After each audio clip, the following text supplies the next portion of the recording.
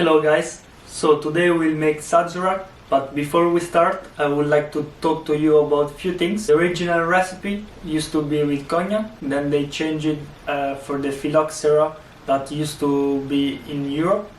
Also for price reasons, so at that time was much easier to find rye whiskey in America than cognac. And also the phylloxera was pretty difficult to find cognac at that time. That's why then they changed it to rye. You can use rye or you can use cognac. I prefer cognac, so I will make it with cognac, but you can also do it with rye.